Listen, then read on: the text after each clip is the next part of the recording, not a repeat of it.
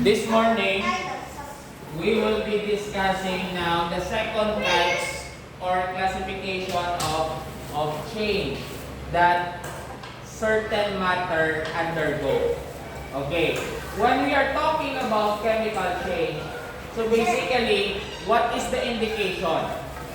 Sir, Yes, it is like when a new substance is formed. very good to know. Like metal rusting. Yes, Sir, yes, burning wood.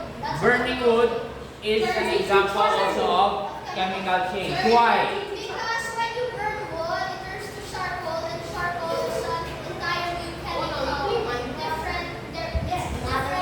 Well said, Paco. Well said. Okay, now, may I have your attention? Yes. So, if a certain matter undergo the so-called chemical reaction, there is chemical change, and if that happens, there is already a new substance that is formed.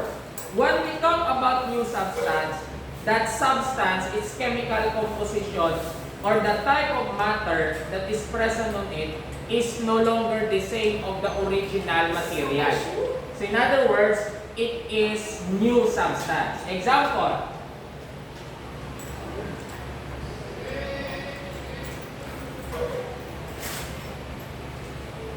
Oh.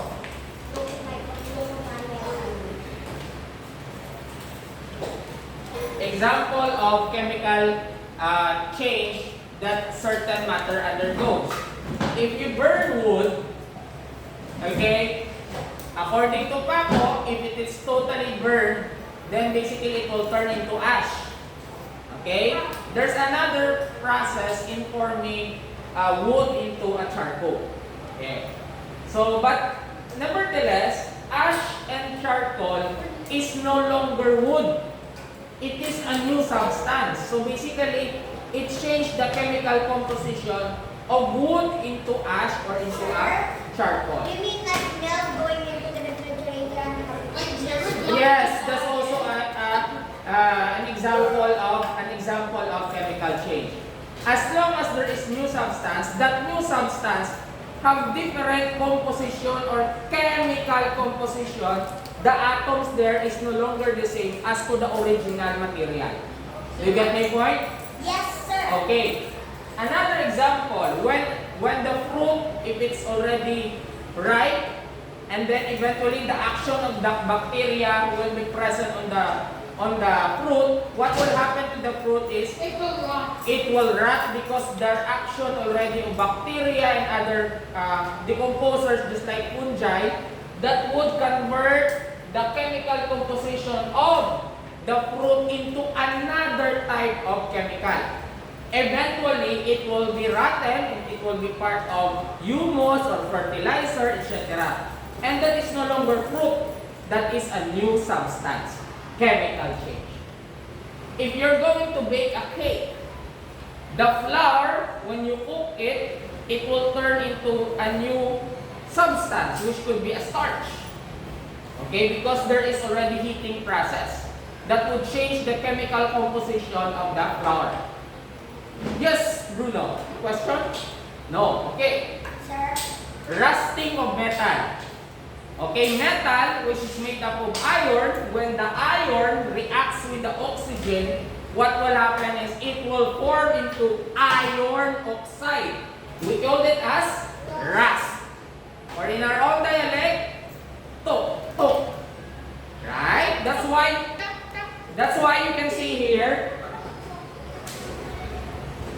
this is a piece of metal. Are you with me?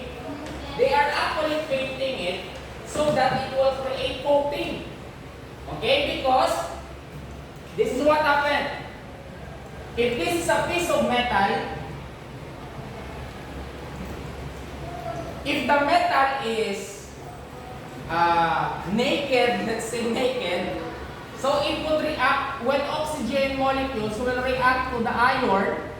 This is iron. Okay, on the surface of the metal, it will become iron oxide. Okay? The reason why they are painting the piece of metal, let's say this is the original metal, they will paint it like this. Okay, they will paint it with red, blue, green, etc.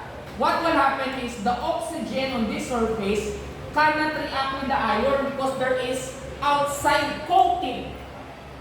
So in that way, the action of the formation of iron oxide will be limited, and the length or the lifespan of the iron or metal will be, what will happen? Longer. Will be longer. Very good. Do you know now the reason how come they're painting it? Alright, sige. Using a battery is also an example of chemical change because chemical energy will be transformed into electrical energy. Ah. So that is also chemical change. Wait, Digestion. When you eat food, okay, it will go to your stomach and for example, biscuits, rice, meat, they will undergo the so-called the process of digestion. Process of digestion. If that happens, the food will undergo chemical digestion, chemical change, absorb the nutrients, and the exit point will be in your body, in your anus, in the form of feces or buko. And you imagine when you eat rice, when you eat biscuits, when you or dessert, it will not come out in your anus, in your poo as biscuit, as rice. It's a new product.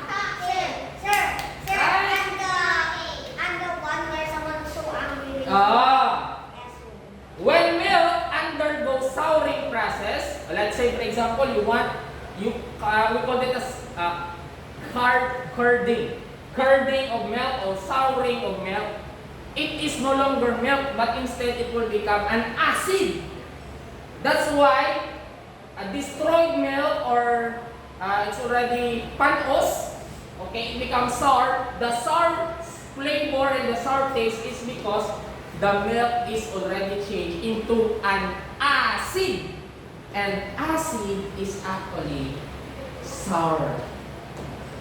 Happy? If you want, if Uno wants to, become an entrepreneur and will be the first to put up a business cheese making process, okay, here in Magsaysay village, he can actually use milk to convert that into a cheese.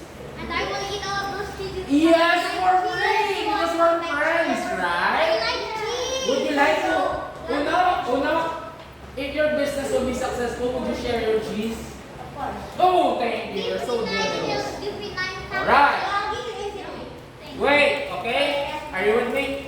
Exploding fireworks is also chemical change. The powders turn into fire, and then ash, and then light. So it's chemical change. When you cook an egg, it also changes the chemical composition of the egg. Are you with me? Yes, sir.